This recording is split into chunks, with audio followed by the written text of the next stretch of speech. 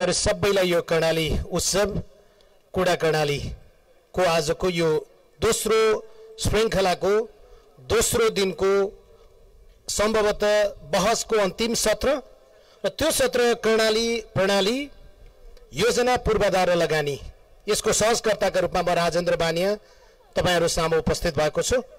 म पेशाका हिसाबले पत्रकार, कार्यरत संस्थाका हिसाबबाट हिमालय टेलिभिजन, कार्यक्रमका हिसाबले 100 प्रश्न आइतबार र बुधबार राति 9 बजे तपाईहरुले टेलिभिजनमा हेर्न पाउनुहुन्छ र कर्णालीसँग जोडिएर कर्णालीको विषयसँग जोडिएर अहिले हामीले धेरै आजको दिनभरिमा धेरै कुरा गरिरहेछौं, धेरै कुरा गरिसकेका छौं। मसँग केही विषय छ कर्णाली जोड्नुपर्ने, कर्णालीका विषयमा बोल्नुपर्ने, भन्नुपर्ने, सोध्नुपर्ने विषयहरू छ। अतिथिहरू हुनुहुन्छ। कर्णालीका विषयमा धेरै कथा बनेको छ, गीत बनेको छ, कविता बनेको छ अनि कर्णालीसँगै जोडिएर धेरै कथानकहरू बनेको छ। तर कर्णाली फेरि पनि सोचेको उचाइमा, सोचेको गतिमा, चाहेको यात्रामा र लक्ष्यमा कर्णाली पुग्न सकिरहेको छैन। किन? यो प्रश्नको आकार घटेको छैन, बढेको छ र प्रश्न 100 प्रश्न बनेको छ। साच्चै नै कर्णालीले बिरह लाग्दा कथाको सिरानी हालेको धेरै भइसकेको छ। दुःख महाबुल एक भन्दा अग्लो छ, पीडा भेरी र कर्णाली भन्दा पनि लामो छ। वेदना फोक्सुन्डो र रारा भन्दा गहिरो छ। अभावको लम्बेतान चिच्याट भेरी र कर्णाली सँगै बगाउन नसक्ताको विरक्ति पनि छ। यस्तो नियतिमा आज हामी कर्णाली उत्सव कुरा कर्णालीको दोस्रो संस्करणको दोस्रो दिनमा छौं।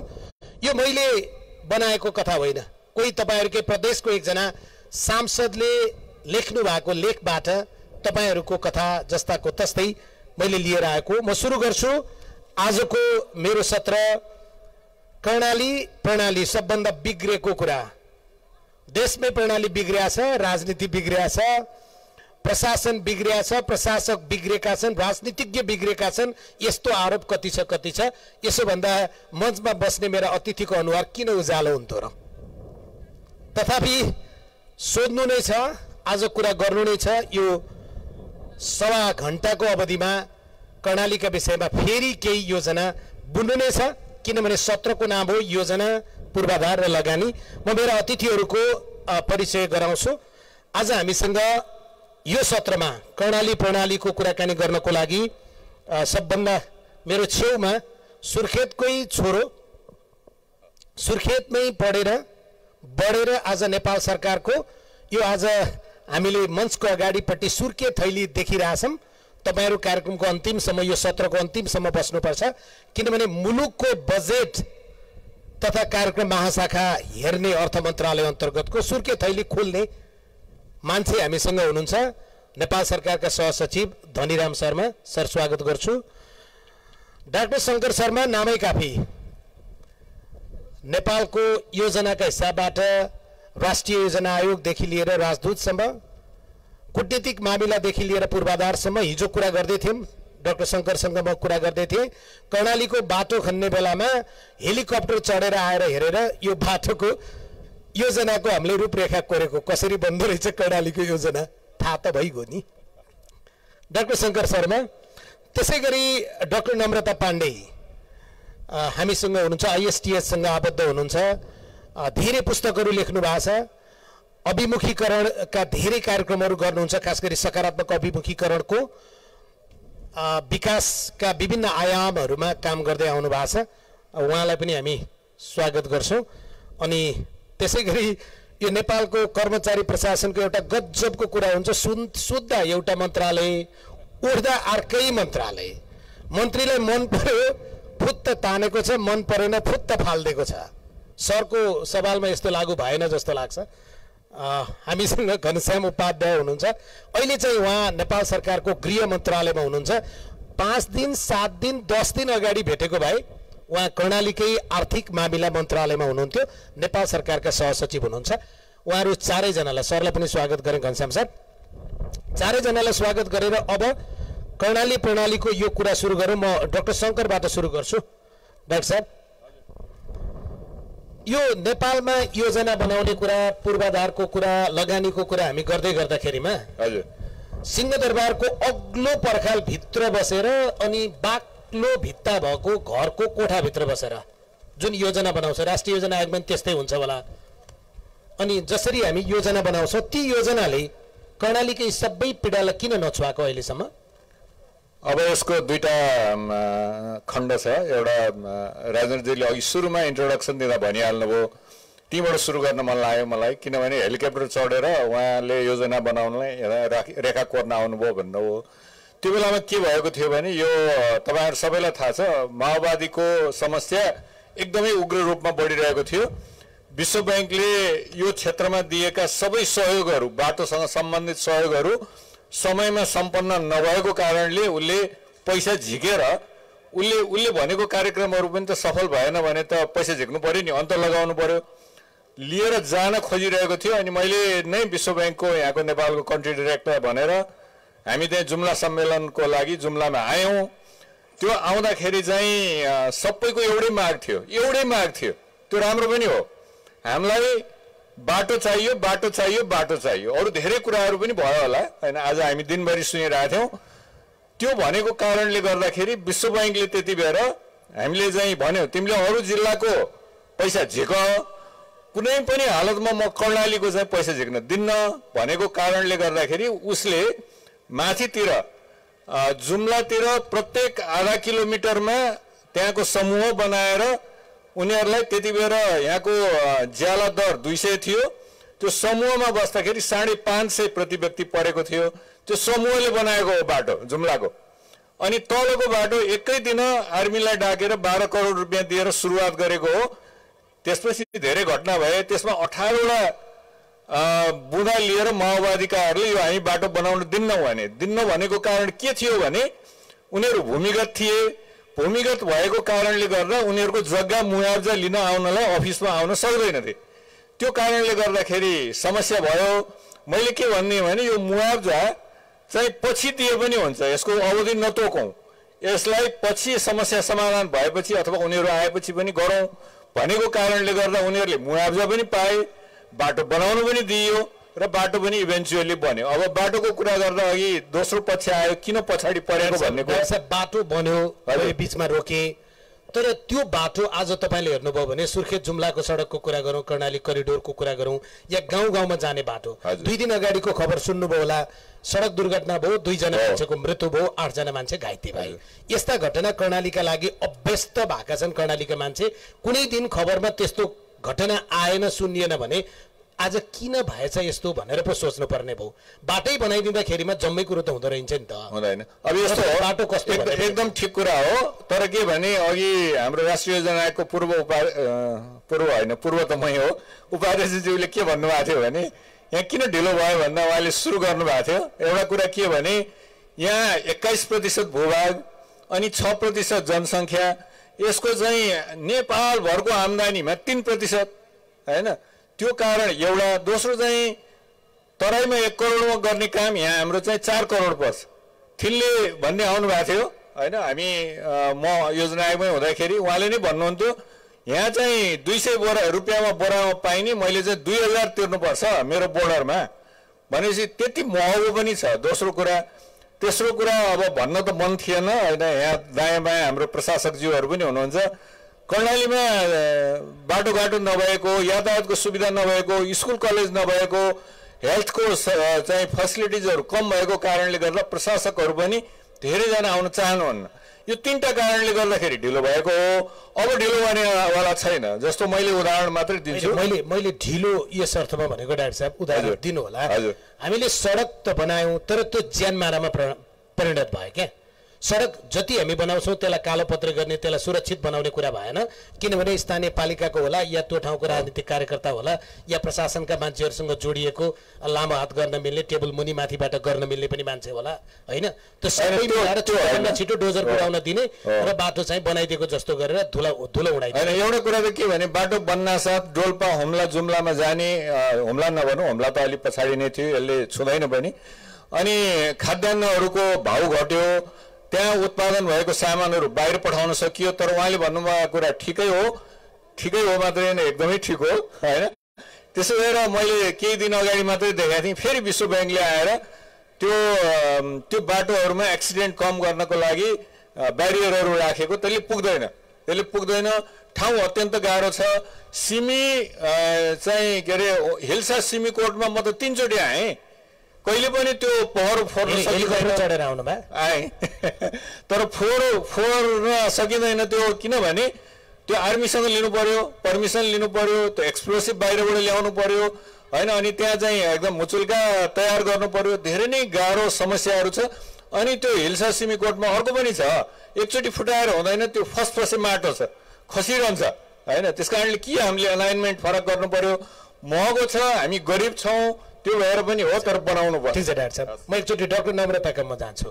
विकास भनेको सडक, मेरो घरको अगाडिपट्टिबाट सडक गयो र त्यहाँ धुलो उड्यो भने मेरा लागि बडो धेरै खुसीको कुरा, मैले विकास पाएछु।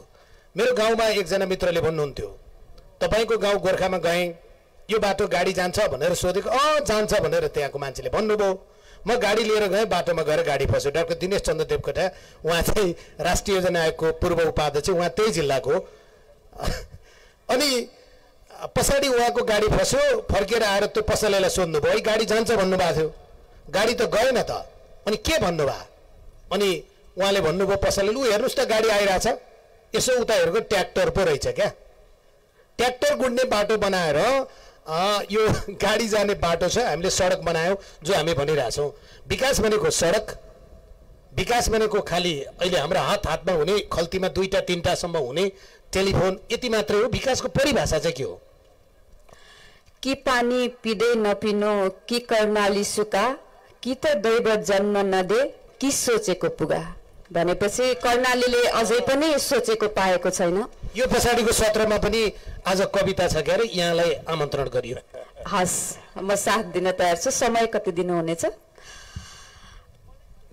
आयोजकहरूलाई धेरै धेरै धन्यवाद, आभार। र यहाँले जुन मिठो प्रश्न सुरुमै सोचिदिनु भयो त्यसको लागि पनि धेरै धेरै धन्यवाद।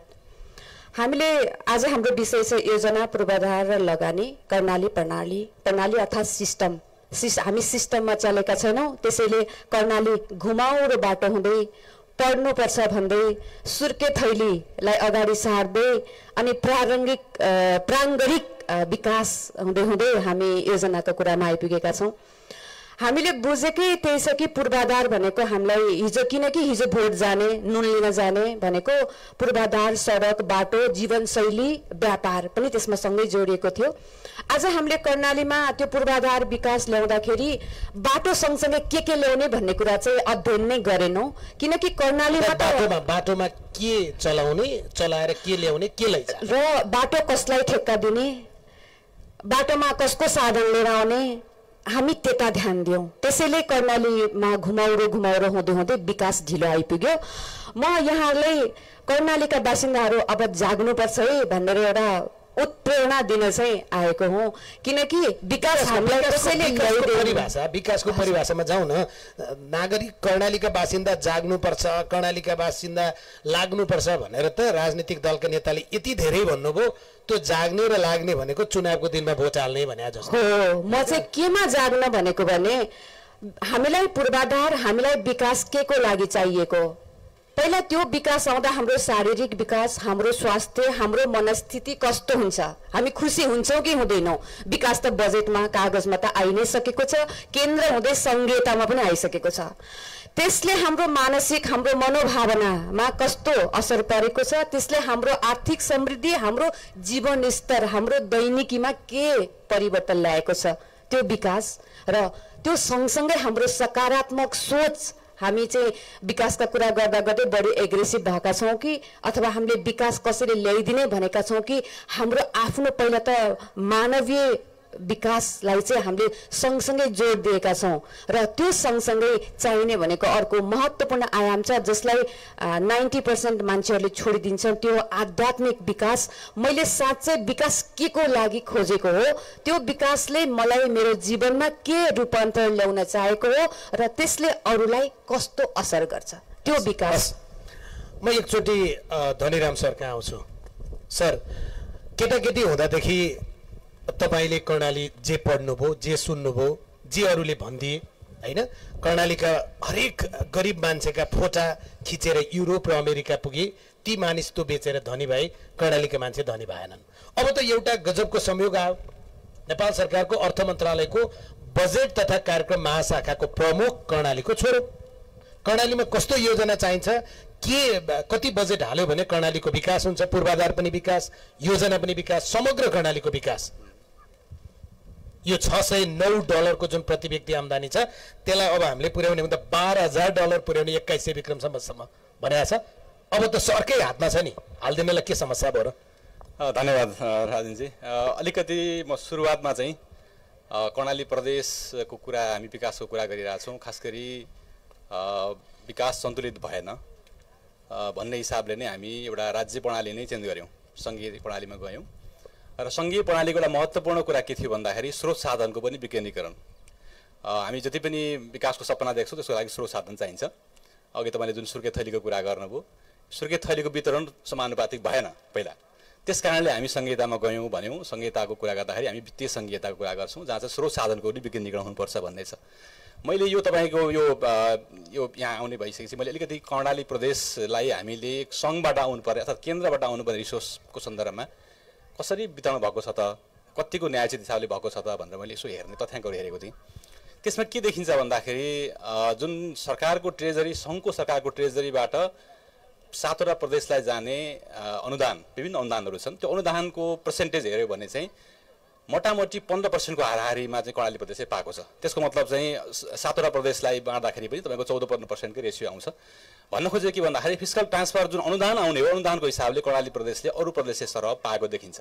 मैले त्यसमा सुरु गरेँ त्यसपछि अर्को महत्त्वपूर्ण स्रोत के छ भन्दाखेरि राजस्व बाँडफाँड यो त मैले ट्रेजरीबाट भएको पैसाको बाँडफाँडको कुरा गरेँ अब फेरि सिधै राजस्व बाँडफाँड पनि हुन्छ अहिले हामी संहितामा गइसकेपछि सङ्घले उठाएको राजस्व सरकारको सञ्चित कोषमा नगइकन पनि बाँडफाँड हुने सिस्टम छ त्यो बाँडफाँडको पर्सेन्टेज हेर्दाखेरि चाहिँ अलिकति कम देखियो त्यो कम किन देखियो भन्दाखेरि हाम्रो आन्तरिक स्रोत र राजस्व बाँडफाँड दुईटालाई हामीले कम्बाइन गरेर हेर्दाखेरि चाहिँ यहाँ कम देखियो किन कम देखियो भने प्रदेशको आफ्नो आन्तरिक स्रोत परिचालन गर्ने सम्भावना अरू प्रदेशमा भन्दा यो प्रदेशमा कम भयो किन कम भयो भन्दाखेरि प्रदेशको राजस्व भनेको स्थानीय तहको राजस्व भनेको बढी चाहिँ हाम्रो घर जग्गा रेजिस्ट्रेसन शुल्क सवारी साधन भन्ने छ त्यो करहरू चाहिँ अब यो प्रदेशमा चाहिँ अरूभन्दा सम्भावना कम छ त्यो हिसाबले चाहिँ राजस्व बाँडफाँड र आन्तरिक राजस्वको वृद्धि गरेर रिसोर्स जुटाउने कुरामा चाहिँ कर्णाली प्रदेश अलिकति पछाडि देखियो तर सङ्घबाट अहिले भइरहेको वितरण प्रणाली हेर्दाखेरि चाहिँ त्यस्तो अरू प्रदेशले बढी पाएको यो प्रदेशले कम पाएको भन्ने चाहिँ वित्तीय संहिताको हिसाबले त्यति देखिँदैन तर यो भनिरहँदाखेरि फेरि अर्को फेरि अब यो त भयो फिस्कल ट्रान्सफरको कुरा टोटल बजेटमा हामी 25% ट्रान्सफर गर्छौँ बाँकी 75% फेरि केन्द्रले खर्च गर्छ त्यो केन्द्रको खर्च गर्ने कुरा पनि त कर्णाली प्रदेशको हिसाब हुनु पर्यो हो त्यहाँनिर चाहिँ अलिकति म समस्या देख्छु म आफै रिसोर्स एलोकेसन गर्ने ठाउँमा बसिरहेको छु मैले त्यहाँनिर जुन 75% जुन सङ्घले खर्च गरिरहेको छ त्यसमा कर्णालीको योजनाहरू त्यो भनेको सङ्घले सञ्चालन गर्ने योजना भनेका चाहिँ राष्ट्रिय महत्त्वका योजनाहरू रणनीतिक महत्त्वका योजनाहरू जुन सङ्घले त्यस्ता खालका कार्यक्रमहरू चाहिँ त्यस्ता खालका आयोजनाहरूको सङ्ख्या चाहिँ यो प्रदेशमा कम छ त्यो कम हुनुको कारण भनेको त फेरि के हो भन्दाखेरि सरकारका विभिन्न मन्त्रालयहरूमा यहाँको राजनीतित्वले गर्नुपर्ने लबिङहरू पर्याप्त पुगेको छैन ब्युरोक्रेसीले मात्रै तलबाट त्यो रिसोर्स बाँड्ने ठाउँमा बसेर मान्छेले मात्रै पुल गर्ने कुरा चाहिँ हुँदैन त्यसको एउटा बजेट माग्ने त्यसलाई डिमान्ड गर्ने आफ्नो एउटा प्रक्रिया छ यहाँको जनप्रतिनिधिहरूले माग गर्नुपर्छ त्यो हिसाबले त्यो पाटोमा चाहिँ म कमजोरी देख्छु सङ्घले परिचालन गर्ने रेभेन्यूको जुन स्रोत छ स्रोतमाथि हाम्रो ब्यालेन्स तरिकाले आउनुपर्छ भन्ने त्यो मामलामा चाहिँ मैले यहाँको अझै अलिकति कमजोरी पछाडि नै देख्छु अन्यथा वित्तीय संहिताको हिसाबले आउने रिसोर्सको सन्दर्भमा चाहिँ कमी होइन अब समस्या भनेको के हो भन्दाखेरि कार्यान्वयनमा समस्या छ अघि मैले भने कि तथ्याङ्कमा आउँदाखेरि अब चाहिँ टोटल खर्चको कुरा गर्ने हो भने मैले जुन अघि भनेको आन्तरिक स्रोत प्लस ट्रान्सफर भएको पैसाको कति खर्च भएको छ त भनेर हेऱ्यो भने चाहिँ त्यो खर्च भनेको टोटल ट्रान्सफरको अरू प्रदेशभन्दा एभरेज 10-11% मात्रै अघि मैले 15% आएको छ भनेको छु त्यसमध्ये खर्चको हिसाबले हेर्ने भने 10-11% मात्रै छ भनेपछि हामी नेसनल एभरेजभन्दा धेरै तल छौँ त्यहाँनिर हामीले अलिकति हिट गर्नुपर्ने छ हामी होइन सुर्खेत थैली बढाउन सकिन्छ कि सकिँदैन मैले सोधेको कुरा चाहिँ तपाईँले यहाँ राजस्वको उठती कम छ हैन। कर्णाली प्रदेश हिजोको हिसाबबाट हेर्दा विकासको तपाईँ दृष्टिकोणबाट हेर्दाखेरिमा अरू प्रदेशहरू सँगसँगै थिएन भने पछाडि एउटा सकारात्मक विभेद भन्छन् नि, त्यो सकारात्मक विभेदको कोणबाट गएर यो कर्णालीलाई पनि अरू प्रदेशका मानिसहरू जस्तै खालि कर्णालीका मान्छेलाई हटारू भनेर मात्रै राख्ने हो त, त्यसका लागि त केही गर्ने होला नि। राजी ठिक छ, स्रोत चाहिँ हामीले फुल्ली युटिलाइज गर्न खोज्दाखेरि अहिलेको स्रोत अपर्याप्त होला, तर मैले समस्या त्यो पनि टाढा कुरा भयो। हामीले भएकै रिसोर्सलाई पनि प्रायोरिटाइज गर्न सकेनौँ, त्यहाँनिर छ समस्या। अहिले आएकै रिसोर्सले हामी कति परिचालन गऱ्यौँ त? 46% प्रदेश सरकारको खर्च छ। अब स्थानीय तहको खर्च अलिकति बढी छ, किनभने उहाँहरू चाहिँ स्थानीय तहको शिक्षाका तलबहरू बेहोर्नुहुन्छ, स्वास्थ्य कर्मीको तलबहरू जान्छ, त्यहाँ चाहिँ 80-85% खर्च देखिन्छ। तर प्रदेश सरकारले गर्ने पर्ने खर्चमा त 46% खर्च देखिन्छ। भनेको मतलब हामीले चाहिँ त्यो रिसोर्सलाई प्रपर प्लानिङ गरेनौँ। र अर्को म यहाँनिर मैले के भन्नुपर्छ भन्दाखेरि केन्द्र सरकारमा पनि यो समस्या छ। फेरि मैले प्रदेशमा त कर्णाली प्रदेशमा त समस्या छ म भन्दिनँ। त्यसैले मलाई त के लाग्छ भने वास्तवमा केन्द्रको असफलताको कपी हामीले गर्नु हुँदैन। यो कर्णाली प्रदेश त्यसको कपी गर्नु हुँदैन। केन्द्रमा किन खर्च भएको छैन, किन हामी केन्द्रमा खर्च गरेर, किन हाम्रो एब्जर्भमेन्ट क्यापेसिटी बढ्न सकेका छैन, त्यही कुरा फेरि हामीले केन्द्रले गरेकै हिसाबले बजेटिङ गऱ्यौँ, केन्द्रले गरेकै हिसाबले प्लानिङ चाहिँ कर्णाली प्रदेशमा गऱ्यौँ भने त त्यो केन्द्रको असफलताको त्यो रिफ्लेक्सन त फेरि प्रदेशमा नि भयो नि त। त्यही भएर मेरो विचारमा त प्रदेशले यहाँको स्थानीय तहको अहिलेको बजेटिङ प्लानिङ नै फेलियर छ, त्यो केन्द्रकै कपी हो। त्यो अलिकति एकछिन त्यसो भए घनश्याम सरलाई सोधौँ, किनभने उहाँ प्रदेशमै बसेर जानुभयो। अहिले हामीले अहिले पनि कुराकानी गऱ्यौँ, केही समय अगाडि मात्रै गृह मन्त्रालयमा उहाँ सरुवा भएर गएको कारणले गर्दा प्रदेश हामीले सङ्घीयता बनाउँदाखेरिमा विकासलाई सहजीकरण गर्न हैन, विकेन्द्रित गर्न, गाउँ गाउँमा सिंहदरबारलाई गाउँमा ल्याउनलाई सङ्घीयता ल्याएको, तर सिंह मात्रै आयो हैन, कतै दरबार मात्रै आयो भन्छन्। त्यस्तो अवस्थाको बिचमा पनि हामीले खर्च गर्न नसक्ने योजना छनौटमा गल्ती भएको कि हाम्रो कार्यान्वयनमा कमजोरी भएको कि हामी कार्यान्वयन गर्न पैसा दिन डराएको कि किन यस्तो भएको सर? धन्यवाद। सबैभन्दा पहिला त म यही कर्णालीको चाहिँ माटोमा जन्मिए हुर्किएको र नेपाली भाषा, नेपाली सभ्यता र संस्कृतिको उद्गम स्थल यो कर्णाली क्षेत्रमा विचारको बहस सुरु भएको छ। विचारले नेतृत्व जब लिँदै गर्छ त्यसपछि विकासका मुहानहरू सुरु हुन्छन् र त्यसैले म पोजिटिभबाट स्टार्ट गर्छु। हाम्रो संस्कृति, हाम्रो सभ्यता उन्नत सभ्यता हो र यहीँबाट विचार र भाषा चाहिँ सञ्चार हुँदै गएको हो। समयको कालखण्डमा अहिले केही एस्पेक्टहरूमा विकासका सूचकहरूमा, पूर्वाधारका सूचकहरूमा पक्कै पनि कर्णाली पछाडि परेको छ, तर यसको फ्युचर भोलि चाहिँ राम्रो छ भन्ने लाग्छ मलाई चाहिँ। र जुन सिधै म प्रश्नमा जान्छु, अघि धनीरामजीले पनि भन्नुभयो जस्तै केन्द्र शासित व्यवस्थाबाट हामीले शासकीय प्रणालीमा नै सुधार गरेर सङ्घीय शासन प्रणाली अवलम्बन गऱ्यौँ। त्यसबाट कर्णालीले सबैभन्दा ठुलो कुरो के पायो त भने रिसोर्स पायो। यहाँको राजस्व भलै कम छ, अर्को कुरा नेपाल सरकारले गर्ने खर्चमा पनि कर्णालीको हिस्सा कम छ, तर जति यहाँ चाहिँ स्रोत प्राप्त भएको छ त्यो स्रोतको सदुपयोग गर्दै हामी यहाँको विकासको एउटा राम्रो मार्गचित्र बनाउन सक्छौँ। तर त्यो स्रोत चाहिँ असाध्यै न्यून रूपमा खर्च किन भएको? त्यो स्रोतको असाध्यै न्यून खर्चको कारण म भन्न गइरहेको छु। मैले पनि यहाँ प्रदेशको आर्थिक मामिला सचिव र योजना कर्णाली प्रदेश योजना आयोगको सदस्य सचिवको रूपमा करिब 1 वर्ष काम गरेर प्राप्त अनुभवबाट मलाई के लाग्यो भने पहिलो वर्ष चाहिँ प्रदेशले लर्निङमै बितायो र अघि चाहिँ शङ्कर सरले पनि भन्नुभयो यहाँ चाहिँ कर्मचारीको एकदमै समस्या छ। माथिल्लो कर्णालीमा एउटा चाहिँ कार्यालयमा एउटा कार्यालय प्रमुख र एउटा अर्को चाहिँ सहायकसम्म भयो भने त्यो कार्यालयमा कर्मचारी छ भन्नेमा हामी काउन्ट गर्छौँ। र दोस्रो वर्ष चाहिँ कोभिड र यो चाहिँ सङ्गठन संरचनालाई आफ्नै चाहिँ ओएनएम गरेर बढाउनुपर्छ र कर्णालीमा आउने कर्मचारीलाई आकर्षण गर्नका लागि कर्णाली प्रोत्साहन भत्ता दिनुपर्छ। सर कर्मचारीहरूलाई दिम्ला क्या सर? मुलुकको पैसा भएको बेलामा सबभन्दा पहिला त कर्मचारीलाई नै दिने हो हैन, सरकारमा बस्ने मान्छेहरूलाई नै दिने हो। जनतालाई दिने पैसा चाहिँ किन नदिया भने विकासको पैसा चाहिँ किन खर्च नभएको, अब के भएर अड्किएर बसेको? त्यसमा नाफा घाटा नै हुन्छ। दोस्रो वर्ष हामीले सङ्गठन संरचनामा बितायौँ र अहिले यो जुन फिस्कल इयर चलिरहेछ यसमा राष्ट्रिय औसत बराबरको खर्च हुन्छ भन्नेमा म विश्वस्त छु। र अहिले 70 देखि 80% को पुँजीगत खर्च यो प्रदेशले प्राप्त गर्छ।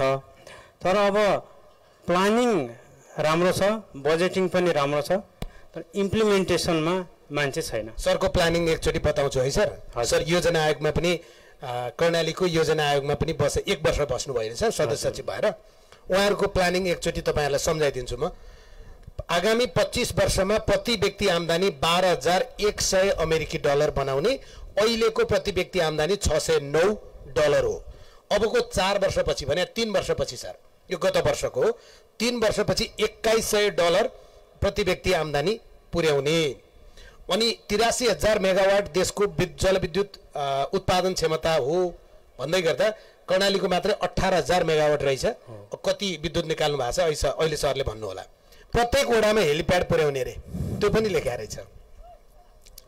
अनि पहिलो योजनामा चाहिँ समृद्धिका आधार उत्पादन र पूर्वाधार, दोस्रोमा समृद्धिमा अग्रता विकासमा तीव्रता, तेस्रो चौथो पाँचौँमा असल शासन प्रणाली विकासमा कर्णाली। यति धेरै कुरा भन्नुभएको छ। अहिलेसम्म कर्णालीमा जम्मा एउटा औद्योगिक क्षेत्र रहेछ, त्यो औद्योगिक क्षेत्रमा पनि 1.5 दर्जन जति उद्योग रहेछन् होइन। अनि यो लेख्दै गर्दाखेरिमा यहाँको यथार्थ अवस्था थाहा भएन र सर? एकदम सही प्रश्न उठाउनु भयो। तर आफैमा योजना भनेको कर्णाली प्रदेशका लागि पहिलो योजना हो। हामी 2013 सालदेखि योजनाबद्ध विकास सुरु गरेको नेपाल सरकारको योजनामा वास्तविकता र त्यसको चाहिँ कार्यान्वयनको अवस्था कस्तो छ भन्ने तपाईँ हामीले बुझेका छौँ। अहिलेको सङ्घीयता भनेको र सङ्घीयताको कार्यान्वयन भनेको केन्द्रको समस्याका अतिरिक्त प्लस थप समस्या हो, त्यसरी बुझ्नुपर्छ। र ती केही चाहिँ कमजोरीहरू प्लानिङ आफैमा एम्बिसियस कुरा हो। एम्बिसन भएन भने मिसन बन्दैन, र त्यो मिसन बनेन भनेपछि त्यसका अरू मेसिनरीहरू चाहिँ सक्रिय हुँदैनन्। त्यसैले आफैमा योजनाले आशा पनि सञ्चार गर्ने हो। शासन भनेको विद्युतीय सवारी साधन चाहिँ लेख्नु भएको रहेछ, यो रेल र पानी जहाज चाहिँ छुटेछ। रेल र पानी जहाज दोस्रो तेस्रो र आगामी योजनाहरूले पनि समेट्ला। तर के हो त भने योजना आफैमा अपेक्षाहरूको व्यवस्थापन गर्ने र होप सर्कुलेसन गर्ने एउटा टुल्स पनि हो। ठिकै हो। कर्णालीका मानिसहरूका लागि त्यही पनि कर्णालीका मान्छेहरू असाध्यै खुसी। हरेक कर्णालीवासीको अनुहार हेर्दाखेरिमा अहिले पनि मुसुक्क मुस्काएको, त्यहीँनिरबाट सबै आशाको सञ्चार हुन्छ। त्यही भएर म तपाईँहरूलाई सलाम गर्छु। अब एकचोटि शङ्कर सर कहाँ आउँछु है सर। अब पूर्वाधार बनाउनु नै छ, सडकको कुरा हामीले गर्यौँ। यो प्रदेशमा यति धेरै सम्भावना छ हामी भन्छौँ, जस्तै धार्मिक पर्यटनको कुरा त्योसँगै होइन, जडीबुटीको कुरा, कृषिको कुरा, त्यसमा त अझ थप्नु पनि छ। यो जम्मै गर्दा अब के पूर्वाधारमा चाहिँ हामीले ध्यान दियो भने कर्णाली साँच्चै नै अब नेपालको समृद्धिको केन्द्र बन्छ? एकदमै छ। म चाहिँ यसलाई छोटकरीमा अब स्रोत साधनको कुराहरू आवश्यक अनुसार पाइँदैन, तर यसपालिको प्रदेशको बजेट हेऱ्यो भने झन्डै 34 अर्ब। यो चौकुने भन्ने नयाँ एउटा नजिकै एउटा गाउँपालिका छ। मैले यसो बजेट हेर्दै थिएँ उहाँहरूको, त्यो गाउँपालिका हो 30 करोड। यहाँ जम्मा 79 वटा नगरपालिका र गाउँपालिका छन्। त्यसैले अब यसलाई कसरी अगाडि लाने भन्यो भने मलाई लाग्छ केन्द्र सरकारले अहिले 3टा राम्रो प्रोजेक्टहरू गरिरहेछ पूर्वाधारको। एउटा कर्णाली कोरिडोर होइन, यो चाहिँ जान्छ के अरे हिल्सा सिमीकोट होइन जान्छ। अर्को भेरी कोरिडोर होइन, यो जान्छ डोल्पा। त्यसपछि सबैभन्दा यहाँको जनसङ्ख्या पनि भएको, इकोनोमिक एक्टिभिटिज पनि भएको, जस्तो भनौँ न सल्यान र यो वरिपरिको क्षेत्रले नेपालभरकोमा 22% त अदुवा यहीँबाट निकाल्छ। अहिले पनि कुरा भइसक्यो। त्यो चाहिँ भनेको सुर्खेत, दैलेख, जाजरकोट र मुसिकोट, र त्यो त्यहाँबाट चाहिँ फेरि दाङतिर भ्यालीलाई बाटो पनि खोल्छ। अब हामी के पनि नगरौँ, यो 3टा बाटो र अहिले कर्णाली कोरिडोरको त अघि कुरा, कर्णाली हाइवेको त अघि कुरा गऱ्यौँ, त्यसलाई हामीले चाहिँ सेफ बनाउनु पर्यो। यो 4वटा बाटो भनेको झन्डै 1300 किलोमिटर बाटो हो र हाम्रो जनसङ्ख्या थोरै छ, जनसङ्ख्या फैलिएको छ। अब के गर्नु पर्यो भने यहाँको स्थानीय सरकारले, प्रदेशले पनि यस्तो हाइवे बनाउन सक्दैन। त यत्रो हाइवे त सङ्घले बनाइदिएपछि अब के गर्नु पर्यो भने बिहान यहाँ कुरा पनि भयो, प्रदेशले चाहिँ त्यो हाइवेमा जोड्ने बाटोहरू चाहिँ प्रदेशले बनाउनु पर्यो। अनि त्यो प्रदेशले बनाएको बाटोमा स्थानीय तहले बनाउने सानातिना बाटो बनाउनु पर्यो, पहिलो कुरा होइन, सडकसँग जोडिएको। अब विद्युतको कुरा गरिहाल्नुभयो अघि 18,000 यहाँको पोटेन्सियल। अब योजना आएको किताबमा हेर्ने हो भने त जम्मा 8 मेगावाट मात्रै निस्किएको छ अहिलेसम्म। मैले चाहिँ 12 भन्ने गरेको छु होइन। 18,000 मा 8 निकाल्न 17,992 मेगावाट बाँकी छ।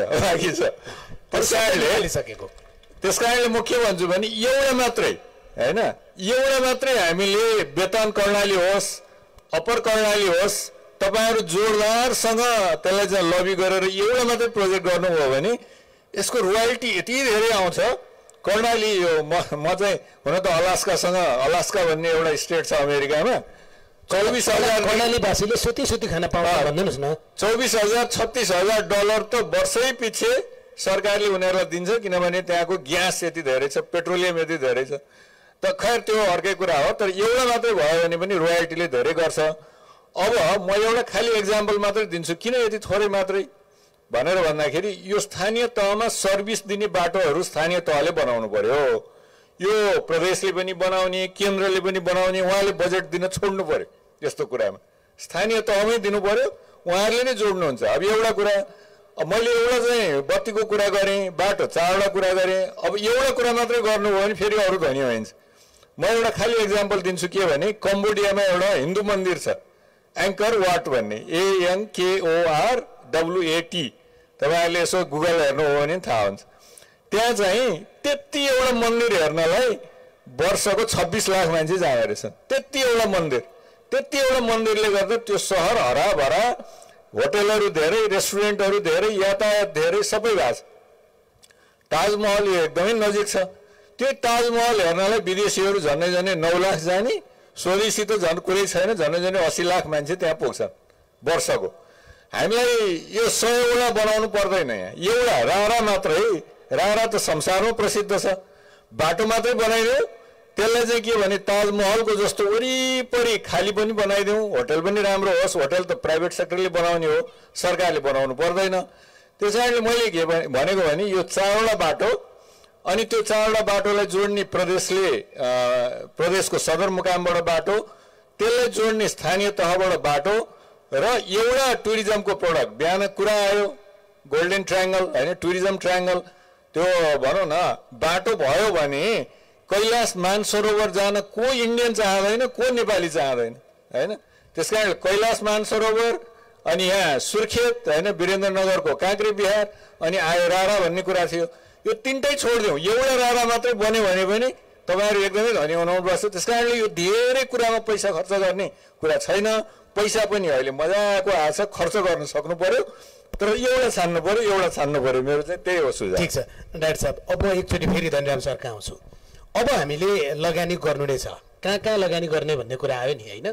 जस्तै जलविद्युत उत्पादनमा त हामी कर्णालीलाई यति धेरै, कर्णाली आफैमा व्हाइट गोल्ड बोकेर बसेको छ होइन, तर त्यो कर्णालीबाट या यो प्रदेशबाट उत्पादन जम्मा 8 मेगावाट।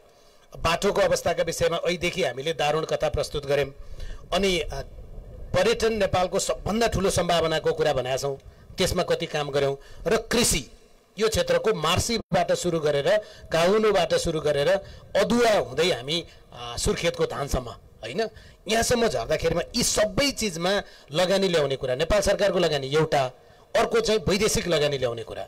लगानी भन्नासाथ नाफा जोडिन्छ होला, यहाँ नाफा कम हुने भएर मान्छे आउन मान्दैनन् होला, कुरा उठाएको थियो नि। कर्णालीमा मेडिकल कलेज बनाएर को पढ्न जान्छ र नाफा कमाइन्छ, तथापि कर्णाली स्वास्थ्य विज्ञान प्रतिष्ठान छ। त्यस कारणले यो लगानी कसरी भित्राउने सर? राजनीति त्योभन्दा अगाडि अलिकति मैले अघि कुरा अलिकति कम्प्लिट गर्नु जस्तो लाग्यो मलाई। यो अघि आदरणीय डाक्टर शङ्कर सरले भन्नुभयो यो एउटा मात्रै रारा मात्रै ल्याउन भन्नुभयो नि। मैले अघि के भन्न खोज्दै थिएँ भने सङ्घीय सरकारको लामो अनुभवको जुन असफलताहरू छ नि, त्यो चाहिँ प्रदेशमा नदोहोऱ्याउँ भन्न खोजिरहेको छु मैले अघिदेखि नै। त्यो भनेको के हो भन्दाखेरि हामीले रिसोर्स यसरी एलोकेसन गरौँ कि पाइलटिङमा जाउँ भन्न खोजेको मैले। यो एउटा विकासवटा मोडल आदरणीय सरलाई धेरै थाहा छ। यो विकासको मोडलमा चाहिँ हामी कस्तो खालको मोडल लियौँ भन्दाखेरि बजेट बनाउँदाखेरि हामी असाध्यै एम्बिसियस भएर सबै काम गर्छौँ, योजना बनाउँदाखेरि सबै काम गर्छौँ भन्न थाल्यौँ, रिसोर्सलाई बाँड्यौँ। त्यो बेला तपाईँलाई एउटा समस्या छ नि त, तपाईँहरू कहाँ चाहिँ खास गरी अर्थ मन्त्रालय मार्फत देशभरिका सांसदहरू होइन, अलिक पहुँचवाला चुनाव हारेका नेताहरू अनि मन्त्रीका मान्छेहरू उनीहरूको सिंहदरबारमा त अनसनै चल्छ नि त। त्यसरी होइन, मैले सङ्घको व्यवस्था त मैले भनिहालेँ, तर प्रदेशमा जुनको नयाँ हामी प्रदेश सरकार बनाउँदैछौँ त, प्रदेशको नयाँ कल्पना गर्न खोज्दैछौँ नि त, त्यो केन्द्रकै मिस्टेक यहाँ नदोहोऱ्याउँ भन्न खोज्दैछु नि मैले। पाइलटिङमा जाउँ, पर्यटनमा हो भने त्यस्तै 2-3टा प्रडक्ट छानौँ, त्यसमा पहिला हेरौँ न गरेर।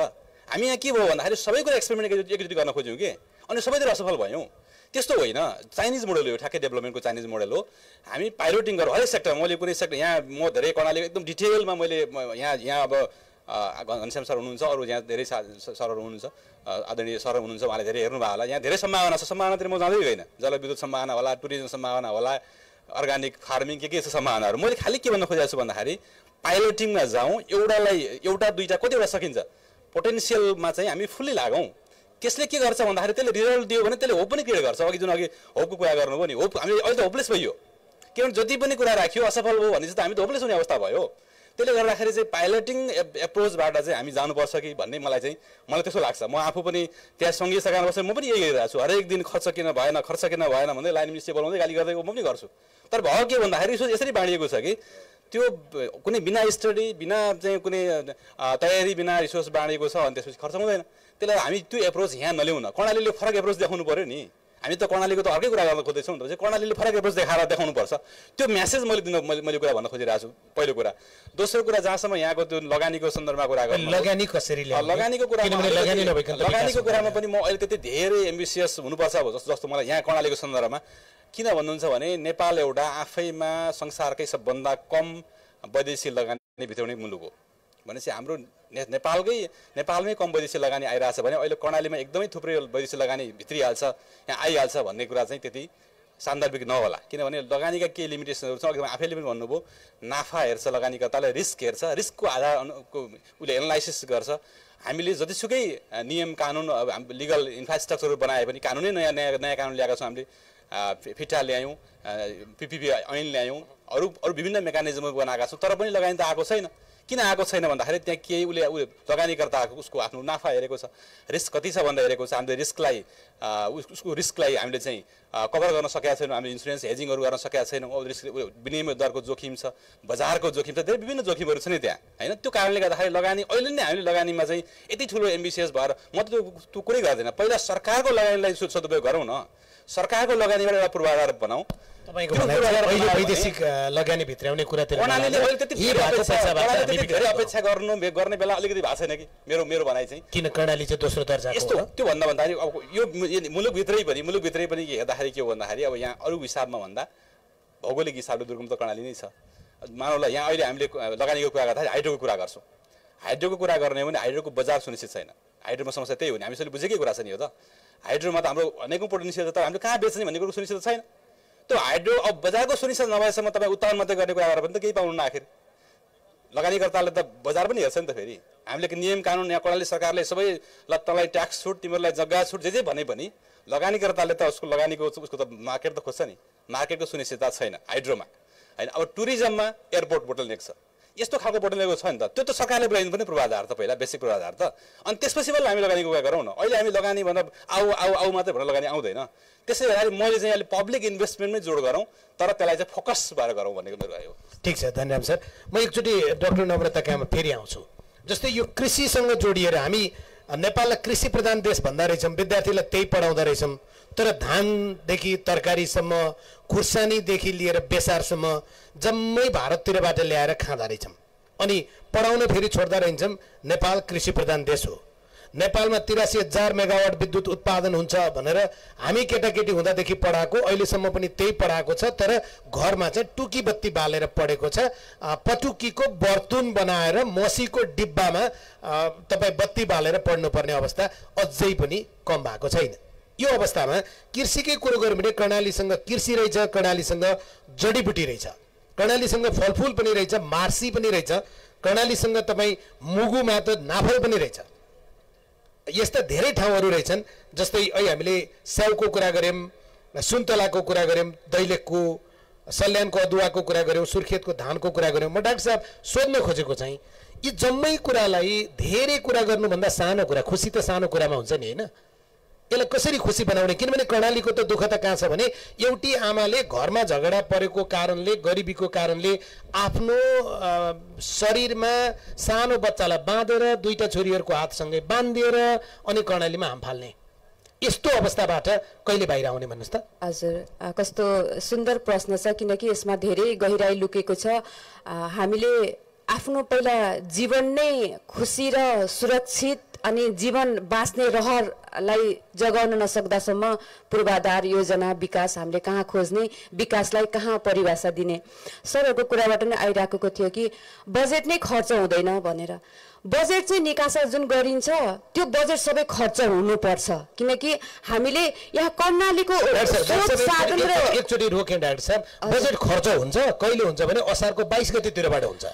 त्यसो भएपछि पानी परेको बेलामा पनि पिच हुन्छ क्या हाम्रोमा। हजुर सर, त्यो किन हुन्छ भने हामीले दक्षता अनि त्यो बजेट भनेको त जनस्रोत र साधन त्यहाँको कसरी हामीले त्यसलाई भरपुर उपयोग गर्न सकिन्छ त्यसमा लगाउनु पर्थ्यो नि त। हामीले गरिबी निवारणका कुरा ल्याउँछौँ होइन, सहस्राब्दी विकासका कुरा ल्याउँछौँ, पूर्वाधारका कुरा ल्याउँछौँ, किनकि पूर्वाधारले सहज बनाउँछ। एउटी आमा एउटी महिलाले 2 खेप पानी लिन जाँदा दिन जान्छ, बच्चा कसरी स्याहार्ने, त्यसको आर्थिक त्यो सुर्के थैली चाहिँ पटुकामा कसरी त्यहाँ आउँछ होला, पैसा गोजीमा थैली मात्रै हुन्छ होला होइन, र त्यो कसरी उनले खुसी कहाँबाट उनी भित्र आफै कति पीडा दबाएर खुसी कसरी दिने होला? कोही त्यसै आफ्नो सन्तान सहित हाम फाल्छ? याद गर्नुहोस् त। भनेपछि जुन विकासको कुरा हामीले गर्छौँ, एउटी आमाले आफ्नो सन्तानलाई समेत प्रेमलाई बलिदान दिन तयार हुने अवस्थाको योजना र पूर्वाधार हामी विकास बजेट अनि कुरा भाषण गर्छौँ भने हामी कति पछाडि छौँ के? त्यसकारणले त्यो अगाडि कसरी ल्याउने, पछाडि छौँ भन्ने त यति धेरै लेखियो कि शङ्कर सरले ठिनलेको कुरा गर्दै हुनुहुन्थ्यो होइन। कर्णालीको मैले सुरुवातमा पनि भने नेपालको गरिबी बेचेर धेरै मान्छे धनी भइसके, भाषण धेरै भइसक्यो, जनसङ्ख्याभन्दा धेरै एनजिओ र आइएनजिओहरू होइन। कर्णालीका नाममा यति धेरै मानिसका काठमाडौँमा महल बनेका छन्, ती मानिसले कर्णाली आउने बाटै किनकि हामीले कर्णालीमा भएका हामीले नै हाम्रो स्रोत साधन हाम्रो जनशक्तिलाई हामीले नै प्रयोग गर्न सकेका छैनौँ। अलिकति पढा लेखा हामीहरू पनि केन्द्रीकृत हाम्रो शक्ति केन्द्रमै जान्छ। पायौँ भने हामी काठमाडौँमै जग्गा किनेर घर बनाउन चाहन्छौँ, यो यथार्थता हो, एकदमै हो। किनकि विकास यदि त्यस्तो नहुँदो हो त हामी मान्छे खोज्छ, सहजता खोज्छ, अन्यथा हामी ढुङ्गे युग्ने हुन्थ्यौँ होइन। यहाँसम्म हामी आइपुगेका छौँ भने त्यो आउँदा आउँदै यहाँसम्म आउँदा हामीले पछाडि के छोड्यौँ? खुसी छोड्यौँ, हामीसँग भएको मौलिकता छोड्यौँ। विकासको लागि कर्णालीले आफ्नो मौलिकता छोड्नु पर्दैन। कर्णालीको जल जमिन जडीबुटी र यहाँको मौलिकता यो भूगोलको हिसाबले सिकुडिएको छ होला, तर संस्कृतिले फराकिलो छ, यसको खै त प्रयोग गर्न सकेको? त्यो बजेट त्यो योजना त्यो यसमा लगाउनुहोस्, भरपुर बजेटको प्रयोग हुन्छ। डाक्टर साहबसँग साँच्चै नै आक्रोश पनि छ, नरमता पनि छ, सुकोमलता पनि छ, साँच्चै कडा पनि छ। यही विज्ञता प्रयोग गर्न पाए हाम्रो विज्ञहरूको एउटा समस्या के भयो भने तपाईँहरूलाई आदरका साथ भनेको के विज्ञहरूको विज्ञता उहाँहरूकै खल्तीमा रहेर क्या, त्यसो भएर पो समस्या भयो कि होइन। मलाई यहाँ दर्शकको प्रश्न भन्ने आइसक्यो। दर्शकको सबभन्दा धेरै उहाँहरूले जो प्रकारको ताली बजाइरहनु भएको छ यसले समयलाई मलाई लाग्छ त्यति धेरै मध्यनजर गर्दैन जस्तो लाग्छ। यो अन्तिम सेसन पनि हो। त्यो अगाडि एउटा प्रश्न मात्रै घनश्याम सरलाई सोध्छु सर, यो अलि पेचिलो प्रश्न छ जस्तो लाग्छ, नमिठो पनि छ जस्तो लाग्छ सर, मुख मिठो बनाएर जवाब दिनु होला। यो योजना कार्यान्वयन गर्ने कुरा, बजेट दिने कुरा अनि जनता नै तपाईँहरूको कार्यालयमा गयो भने त तपाईँहरूलाई सुट पाइन्ट लाएनन् भने त जनता जस्तो पनि लाग्दैन होइन। तथापि त्यो राजनीतिक नेतृत्व र कर्मचारी नेतृत्व नमिलिकन योजना गाउँमा जाँदै जाँदैन, ठाउँमा जाँदै जाँदैन, गइने कागजमा जान्छ, प्रतिशतमा जान्छ, सेटिङमा जान्छ, कमिसनमा जान्छ होइन। त्यो के हुँदो रहेछ सर त्यसमा? त्यसको ठ्याक्कै सेटिङ भन्नुहोस् पनि। म सिधा प्रश्न छ, सिधा जवाफ दिन्छु। पेचिलो भयो भन्नुभएको छ शङ्कर सरले, चर्चित शब्द हो। आदरणीय शङ्कर सर यहीँ हुनुहुन्छ, धन्यराम सर पनि हुनुहुन्छ है। हामीले प्रष्ट रूपमा के भन्न सक्नुपर्छ जस्तो लाग्छ भने अघि भन्नुभयो कर्णाली मृत्यु मार्ग भयो भनेर हो। हामीले त्यो धोती जस्तो रोड किन बनायौँ त होइन? किन बनायौँ भने योजनामा योजनाकारको भन्दा बढी राजनीतिज्ञको भूमिका छ। नेताहरूले यताबाट लैजाउँ भन्छन्। यति समयभित्र यहाँ पुर्याउनु पर्छ भन्ने छ के, त्यो चाहिँ प्लानिङ गरेर त्यो चाहिँ डबल लेनको बाटो एकैचोटि लिँदा त भनेको स्रोत त सीमित छ। योजनामा योजनाकारको बजेटमा पहुँचवालालाई चाहिँ योजना दिने, तराईमा पनि भ्यू टावर बनाउने भन्छन् नि कहीँ कहीँ, त्यस्तै प्रकारको हो। बजेटमा विज्ञको बोलवाला कम छ र एकदम कर्णालीकै योजना र बजेटको कुरा गर्दा मेरो अनुभव म सेयर गर्छु। यहाँ कस्ता किसिमका आयोजनाहरू छन् भने कि एउटा छ आयोजना, कि 10 सङ्ख्यामा, कि चाहिँ 24, कि 40, कि 79, कि 718। यो के चाहिँ पजल भन्यो भन्ने तपाईँहरूलाई लाग्छ होला। एक भनेको कि राजधानीसँग सम्बन्धित छ, 10 कि चाहिँ एउटा कार्यक्रम भयो भने 10 जिल्लामा छ, कि चाहिँ 24 निर्वाचन क्षेत्रमा छ, कि 40 सांसदको चाहिँ उसमा आधारित छ, कि चाहिँ 79 पालिकामा छ, कि 718 चाहिँ वडामा छ होइन। त्यो हामीले चिर्न जरुरी छ। त्यो चिर्नका लागि हामीले प्रशासन सर जरुरी छ हामीले भन्ने हो सर, जरुरी माग जनताले गर्ने हो, चिर्ने चाहिँ तपाईँहरूले हो क्या? डेफिनेटली त्यो गत वर्षको बजेट हेर्नुहोस्, त्यो आधा आधी चिरिएको छ र हिजोको त्यो ट्रेन्डलाई सकेसम्म घटाउन खोजिएको छ। र एउटा चाहिँ स्याउ चाहिँ प्रवर्धनको कार्यक्रम भयो भने सुर्खेतमा पनि र जुम्लामा पनि छैन। सुर्खेतमा कागतीको कार्यक्रम छ, जुम्लामा चाहिँ स्याउको कार्यक्रम छ, तपाईँ हामी हेर्न सक्छौँ।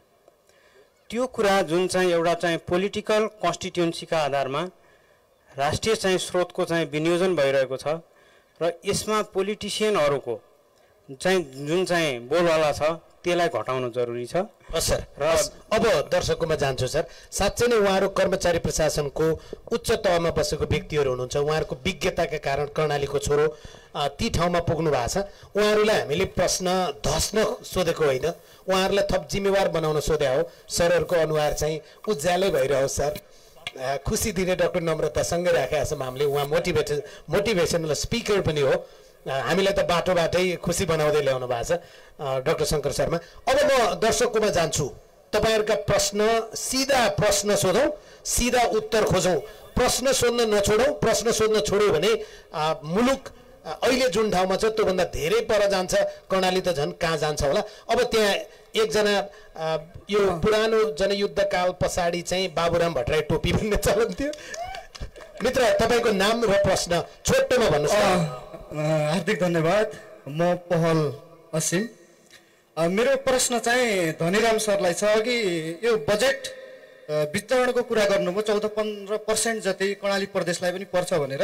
यहाँ उत्पादनको आधारमा सवारी साधन र घर जग्गा मात्रै भनिएको छ, तर आज वाइआई चाउ पोखरामा भन्छ अथवा बर्दियामा भन्छ, टुबोर कम्पनी रूपन्देहीमा छ, तर सबैभन्दा महँगो त्यो चिज किनेर कर्णालीको मान्छेले खान्छ। अनि उपभोगको आधारमा बजेट वितरण गर्न सकिने कि नसकिने, कर त कर्णालीले सबैभन्दा बढी उत्पादन भएको सामानमा तिरेको छ, त्यसकारण उपभोगको आधारमा बजेट समान वितरण गर्न सकिन्छ कि नै? मेरो प्रश्न धनीराम सरलाई। धन्यवाद। धन्यवाद सर। सिधा हामी जवाफ, एकछिन मित्र, सिधा जवाफ लिउँ न एकचोटि। उपभोगको आधारमा बजेट एलोकेट गर्ने कि पहुँचको आधारमा बजेट एलोकेट गर्ने? प्रश्न त्यही थियो उहाँको। प्रश्नकर्ता पहलजीलाई धन्यवाद। एकदमै रिलेभेन्ट, एकदमै सान्दर्भिक क्वेसन गर्नुभयो यहाँले। कर कुन तहले उठाउने भन्ने कुरा त्यसको सिद्धान्तहरू हुन्छन्, केही सिद्धान्तहरू हुन्छन्। उपभोग एउटा आधार हो कर उठाउने, तर के हुन्छ भने एउटा मुलुकभित्र उपभोगको आधारमा फरक हिसाबले कर उठाउन खोजियो भने त्यसले अरू अर्थतन्त्रमा अरू असरहरू पर्छ। त्यसले गर्दाखेरि चाहिँ त्यस्ता खालका करहरू जो चाहिँ जहाँ पनि उपभोग हुन सक्छन् त्यस्तो खालका करहरूलाई हामीले केन्द्रले उठाउने र राजस्व बाँडफाँडको माध्यमबाट बाँड्ने भन्ने सिस्टम हो। अहिले तपाईँले भनेको चाहिँ मूल्यवृद्धि कर, जुन चाउचाउको कुरा गर्नु, त्यसमा मूल्यवृद्धि कर लाग्छ, तर मूल्यवृद्धि कर भनेको एउटा प्रदेशमा एउटा % अर्को प्रदेश अर्को % लगाउन मिल्दैन। उहाँले सोधेको चाहिँ जुन प्रदेशका मान्छेहरूले धेरै उनीहरूलाई नै धेरै दिन मिल्छ कि मिल्दैन, त्यो चाहिँ अब त्यसैले त्यो चाहिँ अब सेन्ट्रल्ली कलेक्सन हुन्छ, मूल्यवृद्धिकरणको केन्द्रले नै सङ्कलन गर्छ र त्यो निश्चित सूत्रको आधारमा बाँडफाँड गर्ने हो। बाँडफाँड गर्ने सूत्रहरूमा यो प्रदेशले कति पाउनुपर्छ, अहिले हाम्रो मेकानिजम भनेको राष्ट्रिय वित्त प्राकृतिक स्रोत वित्त आयोग भन्ने जुन संवैधानिक आयोग छ त्यसले एउटा फर्मुला सेट गर्छ। त्यो फर्मुलाको आधारमा यो प्रदेशले पाउने हो। त्यसमा चाहिँ मानव विकास सूचकाङ्क पछाडि परेको पनि एउटा इन्डिकेटर छ, जनसङ्ख्या एउटा इन्डिकेटर छ, भूगोल एउटा इन्डिकेटर, विभिन्न मल्टी इन्डिकेटरहरू त्यहाँ छ। एउटै इन्डिकेटरबाट बाँडफाँड हुँदैन। त्यहाँ हामीले जनसङ्ख्यालाई मात्रै आधार मान्ने या भूगोललाई मात्रै आधार मान्ने गर्दाखेरि पनि त्यो पनि नेपालको सन्दर्भमा त्यति उपयुक्त हुँदैन। त्यो हिसाबले चाहिँ मल्टी इन्डिकेटरको आधारमा त्यो राजस्व बाँडफाँड हुने मेकानिजम छ। हुन्छ। तर म अब सूत्र एकदमै पर्फेक्ट छ म भन्दिनँ, यो हामीले नयाँ अभ्यास गरेको, सूत्रलाई परिमार्जन गर्न सकिन्छ, तर मेकानिजम चाहिँ त्यो हो। धन्यवाद। अर्को प्रश्न यता। म खगेन्द्र अधिकारी। मेरो प्रश्न छ गृह मन्त्रालय पुगिसक्नु भएको सचिवज्यूलाई। यहाँले आफ्नो सवालको सुरुमै भन्नुभयो कर्णाली नेपाली भाषाको उद्गम स्थल, संस्कृतिको धनी, ऐतिहासिक प्रदेशको उठान गर्दै गर्दा भाषा, संस्कृति र हामी सहभागी भइरहेको यो कर्णाली उत्सव जस्तै वैचारिक विकासका लागि यहाँहरूले बनाउने योजना शून्य किन भए? के बाटो, प्रत्येक वडामा हेलिप्याड जस्तो विकासलाई मात्रै यहाँहरूले विकास ठान्नुहुन्छ? यदि त्यो ठान्दिनु भयो भने कर्णालीमा नेपाली भाषा र साहित्यको विकास कहिले हुन्छ महोदय? धन्यवाद। सभ्यता र संस्कृतिको केन्द्र हामी भन्छौँ नेपाली भाषाको हिसाबले हेर्दा, त यो क्षेत्र सबभन्दा उर्वर हुनुपर्ने त्यो योजना बनाउन चाहिँ बिर्सेको कि छुटेको? धन्यवाद। एकदम चाहिँ राम्रो प्रश्न छ। यो बजेट बनाइरहँदा यो प्रश्न मेरो मनमा पनि आएको थियो, तर अड्कियो सर? अड्किएको पनि छैन, तर त्यसमा पनि कार्यान्वयनको चाहिँ पाटो बाँकी छ। जस्तै भाषा, संस्कृति, विचारलाई प्रवर्धन गर्न भनेरै प्रदेश योजना आयोगमा एउटा पोलिसी डायलगको कार्यक्रम राखिएको थियो। भलै स्रोत कम थियो होला, तर साथीहरूको जाँगर ठुलो थियो। त्यसमा कर्णाली प्रदेश योजना आयोगले यो पोलिसी डायलगमा पनि सहयोग गरेको छ र नेपाली भाषाको पहिलो शिलालेख संरक्षणका लागि पनि प्रदेश सरकारले केही बजेट विनियोजन गरेको छ। र त्योभन्दा अझै महत्त्वपूर्ण कुरा, खस भाषाको शब्दकोश बनाउनुपर्छ र कम्तीमा भाषाको संरक्षण गरौँ भनेर पनि कर्णाली प्रदेशले बजेट विनियोजन गरेको थियो। सामाजिक विकास मन्त्रालय अन्तर्गतबाट त्यो कार्यक्रम कार्यान्वयन हुँदै होला भन्ने म आशा राख्छु। धन्यवाद। अर्को प्रश्नमा जाउँ। तपाईँहरूको चित्त बुझ्यो भने बुझिया छ, बुझेन भने अर्को कर्णाली उत्सवमा फेरि सोधौँला। धन्यवाद। यहाँहरू सबैलाई नमस्ते। मेरो नाम दिल्ली उपाध्याय, मेरो घर जुम्ला हो। 2063 साल चैत 30 गते कर्णाली राजमार्ग उर्फ मृत्यु मार्गको खुल्यो, तर आज 14 वर्ष पुगिरहँदा पनि त्यसलाई राजमार्ग किन बनाइएन होला र यहाँहरूले अघि धेरै कुराहरू पनि गर्नुभयो। सिबिओ मार्फत बनायौँ, बलियो बनाएका छौँ भन्ने कुरा पनि सुन्न पाइयो। कुन नेतृत्व र कुन सरकारले मृत्यु मार्गलाई चाहिँ राजमार्ग बनाउने इच्छा व्यक्त गरेन, यहाँहरूले चाहिँ बताइदिनु होला। डाक्टर शङ्कर शर्माले जवाब दिँदा हुन्छ होला। हुन त म अहिले सरकारमा छैन, एकदम राम्रो क्वेसन हो। तर के भने अब भनौँ न, खास गरी धुलीखेलबाट बर्दिवास जाने बाटोहरू पनि एक लेनकै हो भन्छन्। वास्तवमा दुईटा गाडी त चल्छ, तर एक लेनकै हो त्यो इभेन्चुअली बनाउँदाखेरि। तर धेरै राम्रोसँग त्यसमा ब्यारियरहरू राखेर बनाइएको छ, किनभने त्यो जापान सरकारले बनायो, धेरै पैसा खर्च गर्यो। तर मलाई के लाग्छ भने हाम्रो सरकारले पनि, हुन त मैले अस्ति भर्खर मात्रै पढाएको थिएँ, विश्व ब्याङ्कले केही यो एक्सिडेन्ट कम गर्नलाई ब्यारियरहरू बनाइदिएको छ भन्ने फोटो पनि देखाएको थिएँ न्युज पेपरमा। यो राजमार्ग कहिले बन्छ होला? साँच्चैको राजमार्ग? अब यो त अघि पूर्व योजनाको उपाध्यक्षलाई सोध्नु पर्थ्यो, अहिले फर्स्ट सेसनमा हुनुहुन्थ्यो खासै योजनाको उपाध्यक्षलाई। एकचोटि डाक्टर दिनेश चन्द्र देवकोटालाई सोध्ने हो कि यो प्रश्न? चन्द्र देवकोटा, उहाँको पालामा चाहिँ के भयो? यो मृत्यु मार्ग नै बसेर बनाउनु पर्छ, कुरा त्यति हो। मलाई के लाग्छ भने हामीले कर्णाली राजमार्गको जुन बेला सुरु गर्यौँ, विकासमा चाहिँ के हुन्छ भने दुईटा हो, एउटा होपको हिसाबले पनि काम सुरु हुन्छ र अर्को कुरा के हो भने कर्णाली राजमार्गको चाहिँ सुर्खेत जुम्ला जाने ठाउँमा चाहिँ इभन ब्रिज नै थिएन, एकैचोटि सबै ब्रिज राखियो। चाहिँ विकासको कुरोमा मैले अगाडि पनि भने, स्वाभिमानी हिसाबले कर्णालीको तपाईँ आदरणीय व्यक्तित्वहरूले हिजो हामीले मूल ल्याउने जुन भोटबाटको थियो नि, त्यो बाटो रेशम मार्ग बाटो, यस्ता कुराहरूको कन्सेप्टको हिसाबले जुन हामी अगाडि जानुपर्ने हो, एकात्मक शासन प्रणालीको कारणले केही ढिलाइ भयो। तर मलाई के लाग्छ भने अहिले भएको जुन यो बाटो हो, यसको ठुलो सम्भावना छ र जब चाहिँ इकोनोमिक एजेन्डा भन्दा पनि विकासले छलाङ मार्ने गरी अगाडि बढ्ने क्रममा मलाई लाग्छ यो बाटो एकदम सेफ्टीको हिसाबले बनाउन जरुरी छ। तर कहिले बनाउँछ भन्दाखेरि म पनि अहिले आधिकारिक त छैन, तर मलाई के लाग्छ भने तपाईहरुको खुसी अलिअलि मन मिल्छ क्यारे। म आधिकारिक छैन, तर मैले बुझेको कुरा के छ भने केन्द्रीकृत जुन सोचाइ छ त्यो भित्र परिवर्तन गर्न जरुरी छ। बिहान पनि भने राजनेताहरुसँग पनि परिवर्तन जरुरी छ। इभन स्थानीय तहको तपाईहरुको नेतृत्व तहको आदरणीय व्यक्तित्वहरुले पनि यसलाई पुश गर्न पर्छ।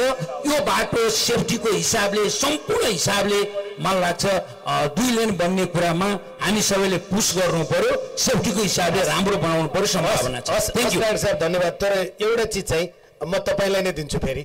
उहाँलाई र मलाई नेपाली पढाउने गुरु चाहिँ एउटै पर्नु भयो। मलाई चाहिँ सिधा बोल्न पढाउनु भएको थियो, उहाँलाई चाहिँ यो जेलिङ मेलिङ बोल्ने पो पढाउनु भएको छ। धन्यवाद। र यो यसको चाहिँ सेटिस्फाइड एन्सर आएको छैन। युट्युबमा एकजना विदेशीले कर्णाली हाइवे सर्च गरेर भेटाएपछि who said that is this highway भनेर क्वेसन सोध्यो। यो मैले अरू केही दायाँ बायाँ सोधेको, यो कहिलेसम्म बन्ला र कति वर्ष लाग्ने रहेछ भन्ने कुरा मात्र हो। र जापानले त्यो बाटो बनायो भनेर पैसाको रिसोर्सको कमी होइन, दया लागोस्। यहाँ चाहिँ 22% मात्र बजेट खर्च भयो। धन्यवाद। गत वर्ष भने 2042 सालमा पहिलो पटक मेलम्चीको कुरा सुरु भएर रहेछ। 48 सालदेखि त चुनावको एजेन्डै बन्यो। यो चोटिको दशैंमा पानी आउँछ रे। यता पहेँलो टी सर्ट लाउने मित्रले हात उठाउनु भएको छ। माइक दिनु होला, उहाँले बोलेपछि तपाईको पालो। नमस्कार, म सुरज कुमार सिंह। म देवीलाल पौडेल नाम मेरो यो हो र म अलि यहाँहरुभन्दा अलि पहिल्यै जन्मेको बुढो पनि हो। मैले यहाँहरुलाई एउटा चाहिँ प्रश्न के अनुरोध गर्छु भनेदेखि हाम्रो कर्णाली प्रदेश अब अर्ग्यानिक भयो आजदेखि। सबै दसैँ जिल्लाका सम्पूर्ण नागरिकहरू चाहिँ यहाँ यो थलामा चाहिँ आउनुहोस् भनेर हामीले पटक पटक आयोजना गर्यौं। पटक पटक चाहिँ सभाहरू राखियो र करिब करिब त्यो सभाहरू राख्दाखेरि आउने जाने भत्ता, त्यहाँ बसेर खाने सुत्ने बिछ्याउनाका तिर्दाखेरि यो जग्गा सम्पन्न भएर जाने पैसा सिद्धियो। तर अर्ग्यानिक चाहिँ बनाउनु पर्यो, कसरी बनाउने भनेर मैले देशमा खोजी गर्न गएँ। अर्ग्यानिक बनाउने एउटा इन्जिनियरको चोबारमा एकजनाले चाहिँ त्यो मल कालीमाटीमा चाहिँ ल्याएर फालेको फलफुलको कुहिएको तरकारी ल्याएर त्यहाँ अर्ग्यानिक मल गराएर हाम्रो चितवन भरतपुरमा ल्याएर उनीहरूले गोदाम गरेर त्यो चाहिँ 30 रुपियाँ केजी हामीले यहाँ किन्न परेको छ। उनीहरूले फाइदा त्यहाँ इनलाइनमा लगेका छन्।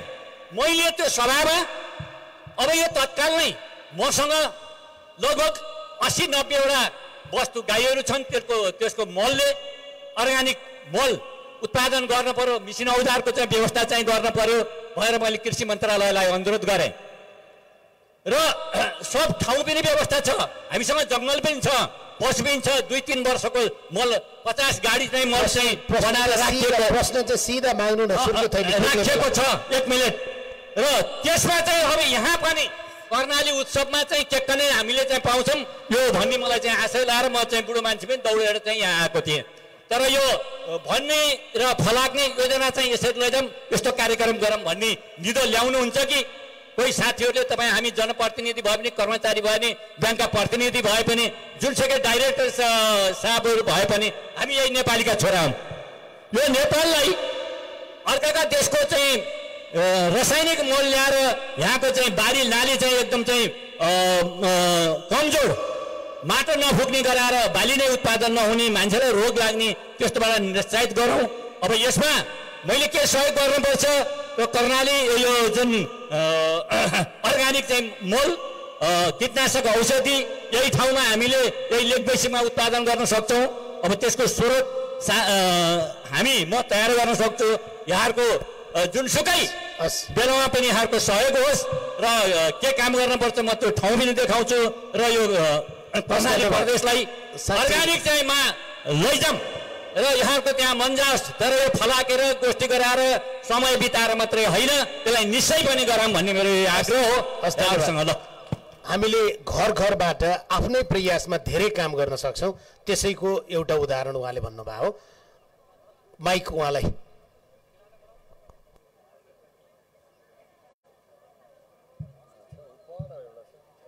हस्, धन्यवाद। म बद्री पौडेल, भर्खरै सरले चितवनको भन्नुभएको थियो, म चितवनकै मान्छे हो होइन।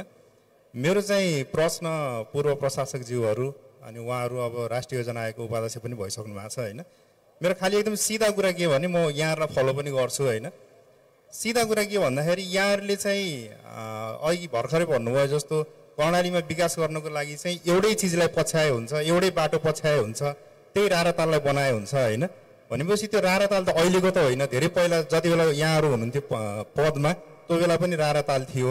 भनेपछि त्यति बेला के कुराले यहाँहरूलाई त्यो काम गर्न रोक्यो होइन। र यो पोजिसनबाट बाहिर आउने बित्तिकै जुन कुरा जनताले बोल्न खोज्छ त्यो यहाँहरूले बोल्नुहुन्छ र पोजिसनमा हुँदा चाहिँ जुन कुरा हामी बोलिरहेको हुन्छ त्यसलाई चाहिँ तपाईँहरूले मान्नुहुन्न होइन। यो तपाईँले अनुभव सुनाउनु भयो भने अहिले भएको कर्मचारीहरूलाई चाहिँ त्यो अनुभवले काम गर्न सक्छ कि त्यो केले रोकिरहेछ त? यो पक्कै डाक्टर शङ्कर शर्माले जवाफ दिने होला। धन्यवाद। अब यो मैले अघि एउटा मेरो इतिहास त सुनाइहालेँ। पहिलोचोटि यहाँ कर्णालीमा सम्मेलन हुन्छ, तपाईँहरू जनताको कुरा सुन्नुहुन्न, माग पनि सुन्नुहुन्न। अनि निक्लिएपछि मैले गर्न जम्मै खोजेको थिएँ, दिएनन्, सकिनँ। त्यसरी उम्किनेर ठुल्ठुलो भाषण गर्ने अझ पर्याय नेतै भन्ने क्या होइन। अनि त्यो भएर त्यति बेलाको पहिलो प्राथमिकता चाहिँ त्यही बाटो थियो, सुर्खेत जुम्ला थियो। त्यो सम्पन्न भयो, तर त्यसलाई अझै पनि सुधार गर्न बाँकी छ। यहाँ अब बजेट महाशाखाकै हाम्रो चाहिँ सहसचिवज्यू हुनुहुन्छ, सायद त्यसमा पनि सुनवाई भइहाल्ला होइन। तर पनि त्यति बेलाको चाहिँ एउटै समस्या, एउटै काम सिद्ध्याउँ भनेर त्यहाँबाट सुरु गरेको हो होइन। अब मैले रारा भनेर गल्ती भयो सर, अरू चिज गर्दै नगरौँ भनेको त हुँदै होइन नि। कृषि पनि गर्नै छ, शिक्षा स्वास्थ्य सबै गर्नु छ। तर चाहिँ के भने अहिले बजेट दिएकोबाट स्थानीय तहले पनि धेरै गर्न सक्छ, प्रदेशले पनि धेरै गर्न सक्छ भन्ने कुराहरू हो। तर यो चाहिँ दुईटाको संयुक्त एउटा लगानी चाहिन्छ। किनभने रारा भनेको चाहिँ नेसनल पार्क हो, त्यो चाहिँ सङ्घ अन्तर्गत पर्छ, तर बाटो त प्रदेशले बनाउन सक्छ नि। त्यही अबको आवश्यकता त्यो हो कि भन्ने मैले चाहिँ भनेको मात्रै हो। धन्यवाद। उता हात उठाउनु भएको थियो पछाडि। अब हामीसँग एकदम कम समय छ। अर्को यो टोपी यता अलि बढी चर्चित रहेछ। नमस्कार, मेरो नाम ऋषिराज शर्मा हो। घर दाङ हो र विगत 2 दशकदेखि सुर्खेतमा बसिरहेको छु। मलाई जुम्लाको स्याउ मनपर्छ। हामी अर्ग्यानिक भनिरहेका छौँ। जुम्ला र कर्णाली, सिंह कर्णालीमा उत्पादन भएको स्याउलाई हामीले भण्डारण गरेर राख्न सक्यौँ भने देशलाई पुग्ने स्याउ त्यहाँ छ। तर हामी अर्ग्यानिकको नाममा ती स्याउको संरक्षण गरेका छैनौँ। त्यहाँका किसानहरूले उचित मूल्य पाएका छैनन्। 1-2 महिनामा त्यो बिक्री हुन्छ। त्यसभन्दा पछाडि त्यहाँको स्याउको न मिठास रहन्छ न केही रहन्छ। हामी चाइनाको स्याउ खान्छौँ, इन्डियाको स्याउ खान्छौँ, अहिले त इटालीको स्याउ पनि आउन थालेछ। त्यसैले हामी आत्मनिर्भर हुने हो, योजना बनाउने हो र बजेट कार्यान्वयन गर्ने हो भने एकपटक त्यहाँको स्याउलाई कसरी भण्डारण गर्न सकिन्छ र वर्षभरि देशमा कसरी वितरण गर्न सकिन्छ यसको बारेमा सम्बन्धित पक्षबाट चित्तबुद्ध उत्तरको म अपेक्षा गर्दछु। पक्कै यो घनश्याम सरले जवाब दिने हो। तथापि अहिले गृहमा हुनुहुन्छ, यही हुनुहुन्थ्यो प्रदेशमा, त्यो भएर धन्यवाद। यो बजेट कार्यक्रम कसरी तय हुन्छन् भन्ने कुराले पनि यो प्रश्नलाई अझै चाहिँ सोच्न बाध्य बनाउँछ। स्याउलाई 2 महिनापछि खान स्वादै नआउने बनाउने र चाइना र इटलीको स्याउ खाएर मैले हेर त तिमीहरूलाई इटलीको स्याउ ल्याइदिएको छु भनेर तपाईँले घर जाँदाखेरि बच्चालाई त्यो उपहार ल्याइदिने कुरा, त्योभन्दा मैले कर्णालीको जुम्लाको स्याउ ल्याएँ भन्नका लागि सरकारले गर्न सक्दैन? प्रश्न त यस्तो होला ऋषिजी। भण्डारणका लागि शीत भण्डारहरूको लागि बजेटिङ चाहिँ भएको छ। त्यो कुन स्थानीय तहमा कसरी बजेटिङ भएको छ मैले ठ्याक्कै भन्न चाहिँ सकिनँ। तर यो सुर्खेतमा पनि एउटा चाहिँ शीत भण्डारको र हरेक चाहिँ स्थानीय तहमा साना तहका चाहिँ शीत भण्डारहरूको र जिल्ला स्तरमा अलिकति ठुलो स्केलका शीत भण्डारहरूको बजेटिङ चाहिँ कृषि मन्त्रालय अन्तर्गतबाट अहिलेदेखि जुम्लाको स्याउ 2 महिना 3 महिना 6 महिना 8 महिना पछि पनि जस्ताको तस्तै खान पाइन्छ? त्यसो भए त्यो पाइन्छ भन्नेमा एकदम विश्वास गर्नुपर्छ। तर चाहिँ सकेसम्म छिटो त्यस्ता कार्यक्रमहरू कार्यान्वयन भइदिए हुन्थ्यो। स्थानीय तह सङ्घीय सरकार र प्रदेश सरकारका बीच यस्ता कार्यक्रमहरूमा सहकार्य भइदियो हुन्थ्यो। कार्यक्रमको दोहोरोपना पर्ने, साना साना स्केलमा कार्यक्रमहरू जाने र कन्सोलिडेटेड रूपमा नजाने गरेको चाहिँ छ। तर अहिले पनि पहिलाको भन्दा धेरै सुधार चाहिँ भएको छ। अहिले पनि जुम्लाको स्याउको सिजनमा हामीले सुर्खेतमा पनि स्याउ चाहिँ किन्न नपाएर सिधै काठमाडौँ गएर चाहिँ कर्णाली ब्रान्डको स्याउ भनेर बिक्री भएको पनि थियो होइन। सुधार भएको छ, अपेक्षित गतिमा हुन सकेको छैन र त्यो चाहिँ छिटै होला भनेर विश्वास लिन सक्छु। हस्, धन्यवाद सर। अब एक दुईवटा मात्रै प्रश्न हामी लिन सकौँला, किनभने सबभन्दा तपाईँ हाम्रो शत्रु भने समय किपर हुनुहुँदो रहेछ। उहाँले 2-3 चोटि देखाइसक्नुभयो।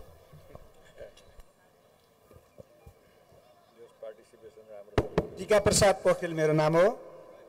टेलिभिजनमा जस्तै आजको प्रस्तुत कार्यक्रममा पनि जनअपेक्षाकृत प्रश्न राखेर बहसलाई बढी प्रभावकारी बनाउनु भएकोमा सञ्चालक पत्रकार बानियाज्यूप्रति आभार प्रकट गर्दछु, शुभकामना र बधाई दिन्छु।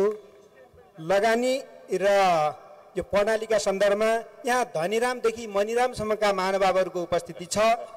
सहसचिव धनीरामज्यू लगानी भित्याउने कुरा गर्नुहुन्छ। स्थानीय खाँचोको आधारमा प्राथमिकताक्रम निर्धारण गरेर लगानी आफै गर्नुपर्छ, स्थानीय सरकारले गर्नुपर्छ अथवा सङ्घसम्म गएर जोडेर गर्नुपर्छ भन्ने कुरा मध्ये कुन कुरालाई यहाँ पहिलो प्राथमिकता दिनुहुन्छ? विदेशीको मुख ताक्नु हुँदैन, आफ्नै श्रम साधनका आधारमा बढ्नुपर्छ भन्ने हाम्रो कुरा छ। यसकारण यहाँको विचार राखिदिनु न। एउटा अनुरोध छ भने नम्रता, अत्यन्त नम्र रूपमा कर्णालीभित्र प्रवेश गरेर आफ्नो विचारको प्रवाह गरिरहनु भएको छ। उहाँको भनाइअनुसार कर्णालीको विविध स्रोत साधन परिचालन के कसरी भइदिए हुन्थ्यो भन्ने उहाँलाई लाग्दछ। डाक्टर शङ्कर एउटा मात्र प्रबल योजना गुणात्मक रूपमा बनाऊ भन्ने कुरा राख्नुहुन्छ। एउटा मात्र बनाउँदा बाटोघाटो पछि कर्णालीको आवश्यकता हेरेर अर्को कुन योजना बनाउँदा अति उत्तम हुन्छ भन्ने यहाँलाई लाग्दछ? आफ्नो विचार राखिदिनु हुन अनुरोध गर्दछु। सहसचिव घनश्याम उपाध्याय स्थानीय जनशक्ति हुनुहुन्छ, कर्णाली केही पुत्र हुनुहुन्छ। उहाँ जनशक्ति को अभावमा कार्यान्वयन किन भन्ने कुरा राख्दै हुनुहुन्थ्यो। यस सन्दर्भमा मलाई सोध्न मन लागेको छ, जनशक्ति हामी कहाँ हुँदै नभएको हो, योग्य व्यक्ति योग्य स्थानमा नपरेको हो, चयन नभएको हो, त्यसमा केही तलमाथि परेको हो, के लाग्छ यहाँलाई? कसरी जनशक्ति परिचालन गरेर योजना कार्यान्वयनमा जान सकिएला? विचार राखिदिनु हुन हार्दिक अनुरोध गर्दछु। धन्यवाद। हस्, धन्यवाद सर। यो अन्तिम प्रश्न थियो हाम्रो। अब योभन्दा थप प्रश्न हामी लिन सक्दैनौँ समयका कारणले गर्दा। छोटो छोटोमा 30 सेकेन्डमा सर, सरले करिब करिब जवाफ दिनै सक्नु भएको थियो। प्रश्न टीका सरको क्वेसनमा म खालि मेरो एउटा मात्रै भनाइ के छ भने यो 3टा तहको सरकार बनिसकेपछि कुन तहको सरकारले के गर्ने भन्ने एउटा हाम्रो क्षेत्राधिकारको कुरा हुन्छ। अघि घनश्याम सरले भने जस्तो ओभरल्यापिङको इस्यु छ। राष्ट्रिय खालका मैले अघि पनि भनेको थिएँ, राष्ट्रिय प्राथमिकताका राष्ट्रिय रणनीतिक महत्त्वका कार्यक्रमहरूको कार्यान्वयन सङ्घले नै गर्ने हो।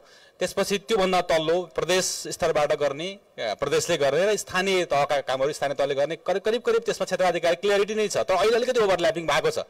अहिले चाहिँ सङ्घको कार्यक्रम पनि फेरि तल प्रदेशले पनि त्यही खालको डुप्लिकेसन गर्ने, त्यो खालको समस्याहरू भएको छ। अन्यथा त्यो डुप्लिकेसन गर्न हुँदैन। सङ्घले गरेको कार्यक्रम सङ्घले नै कार्यान्वयन गर्नु, प्रदेशले आफ्नो क्षेत्राधिकारमा बस्ने गरी कार्यान्वयन गर्न सकियो भने 3टा तहबीच ओभरल्यापिङ हुँदैन। तर समन्वयको जरुरी चाहिँ छ। मैले सङ्घीयतामा ठुलो च्यालेन्ज देखेको भनेको समन्वयको पार्ट हो। तलको सरकारले पनि सङ्घको सरकारलाई हाम्रै सरकार हो भन्ने, यहाँ त प्रदेशले चाहिँ सङ्घको सरकार नगर्ने, सङ्घले प्रदेशलाई नगर्ने पनि सकियो। त्यो प्रवृत्तिले फेरि हामीलाई दुर्घटना पुर्याउँछ। 3टा तहबीच उचित समन्वय हुन सक्यो भने चाहिँ मेरो विचारमा यस्तो समस्याहरू रहँदैनन्, अगाडि बढ्न सकिन्छ। धन्यवाद। हस्, डाक्टर सर। मैले अघि भनेको जस्तो हजुर, स्थानीय तहले गर्न सक्ने, आफ्नो स्रोतले गर्न सक्ने शिक्षा, स्वास्थ्य र सानातिना बाटोहरू, पानीको कुराहरू, खानेपानीको कुराहरू हो गर्ने होइन। अनि मैले अघि भने अब 2टा, एउटा रारा भनेको थिएँ मैले अघि, एउटा अर्को दोस्रो पनि भनेको थिएँ। एउटा अप्पर कर्णाली त यस्तै बसिरहेछ नि, निजी क्षेत्रको लगानी होइन, इन्डियनको लगानी आउने भनेर उहाँले अघि भन्नुभयो कि ओगटेर बसेको बसाइ छ। त्यसलाई अगाडि जान सक्यो भने, तर उसले बजार पाइरहेको छैन। बजार आउन साथै त्यो अगाडि जान्छ। त्यो भयो भने यो 2टा चिज मात्रै भयो भने पनि अरू कुरा नगर्ने भने होइन, स्थानीय तहले गर्न सक्छ, केन्द्रले गर्ने हो भने। अब डाक्टर नम्रताको यति बेला त फेरि अर्को कविता सायरी के आउँछ होला? मलाई लागेको थिएन कि यो सेसनमा मलाई पनि प्रश्न आउँछ भनेर, किनकि हामी धेरै विकास खोजिराखेका थियौँ तर होइन रहेछ। उहाँहरूको जिज्ञासा छ कि हामीसँग भएको स्रोत साधनलाई हामी कसरी विकास गरेर त्यसको भरपूर प्रयोग गरेर खुसी हुन सक्छौँ। खुसी पनि सँगसँगै खोज्नु भएको छ, विकास मात्रै खोज्नु भएको छैन। मैले पहिला पनि भने यहाँहरूबाटै आइसकेको छ, हामी कहाँ उत्पादन हुने स्याउ लगायत अरू ओखरहरूदेखि लिएर हाम्रो चाहिँ अन्न उत्पादन, जल जमिन र जडीबुटीको भरपूर प्रयोग र त्यसमा हामीले बजेटको पनि कुरा छ, लगानीको कुरा छ, त्यसमै योजनाको कुरा छ। योजना बनाऊ, बजेट छुट्याउँ अनि हाम्रै जनस्रोतलाई परिचालन गरेर रोजगारी दिउँ अनि घरमा चुलो पनि बलोस्, खुसी पनि बलोस्, दियो पनि बलोस्, सबै कुरा बलोस्। र यहाँले पनि आफ्नो जुन फेरि भाषा साहित्य आफ्नै छ, आफ्नै मिठास छ, यहाँसँग जुन संस्कृति छ, यहाँहरूको जुन ऊर्जा छ, यहाँहरूको जुन आफ्नो मौलिकता छ, त्यसलाई यहाँहरू सबैले जोगाउने संरक्षण गर्ने कोसिस पनि गर्नुहोस्। र यसलाई आफ्नो मौलिकतामा यहाँले जोड दिनुभयो विकासको लागि पनि भने यहाँहरूलाई खुसी पनि मिल्नेछ, विकास पनि मिल्नेछ। धन्यवाद। कविता चाहिँ अर्को सेसनमा होला। सर घनश्याम सर धन्यवाद। टिका सरको एकदम राम्रो प्रश्न थियो। उहाँ आफै पनि नेपाली भाषाको एकदम मूर्धन्य साहित्यकार हुनुहुन्छ।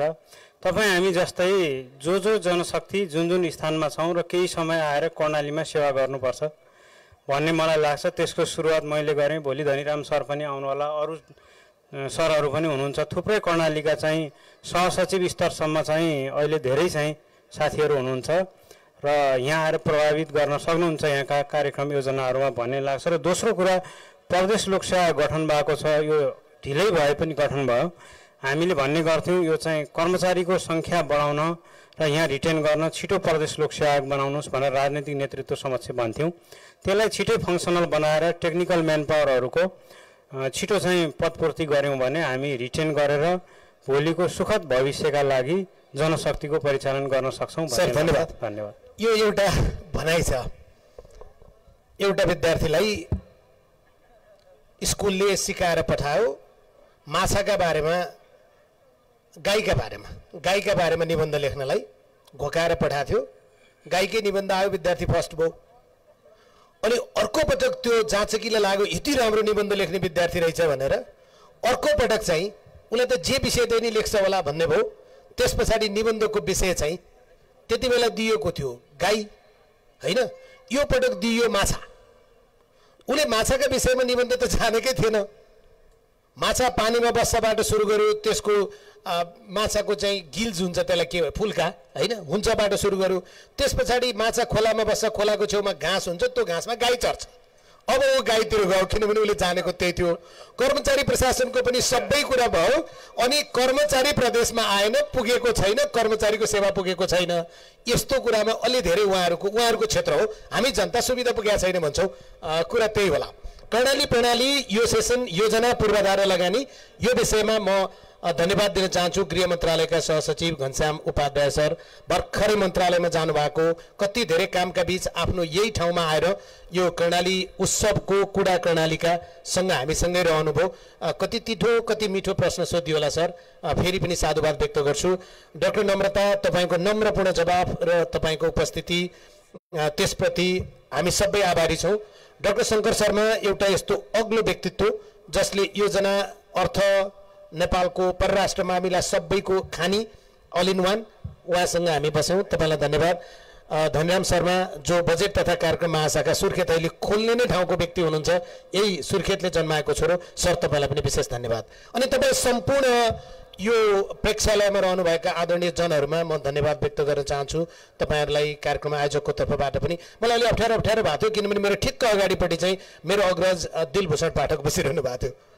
त्यस कारणले पनि कति राम्रो भयो कति नराम्रो भयो। म पहिलो पटक यसरी मञ्चको कार्यक्रममा प्रत्यक्ष रूपमा उपस्थित भएर यो कार्यक्रम सञ्चालन गर्ने यहाँहरू यस्ता विद्वानहरू मसँगै र अगाडि यत्र अग्रजहरूसँग र कर्णालीका मेरा आफन्तहरूसँग बस्ने अवसर जुर्यो। म फेरि पनि एकचोटि अन्तर्हृदयबाट तपाईँहरू सबैप्रति साधुवाद व्यक्त गर्छु। धन्यवाद, नमस्कार।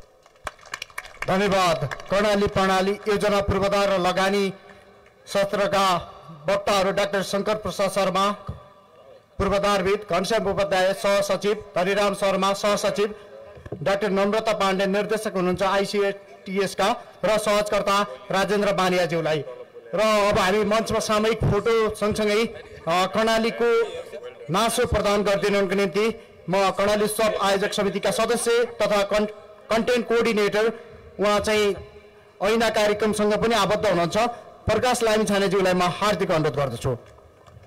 र यसभन्दा पछाडि आतुर मनोहरलाई कविता सुनाउनको लागि हामीसँग यहाँहरूकै प्रिय कवि हाम्रा प्रिय कवि नवराज पनि हुनुहुन्छ। उहाँसहित थुप्रै कविहरूको कविता सुन्नेछौँ र यसलाई सञ्चालन गरिदिनुको निम्ति म देविकी तिमिल दाजुलाई हार्दिक अनुरोध गर्दै बिदा हुन्छु। नमस्कार।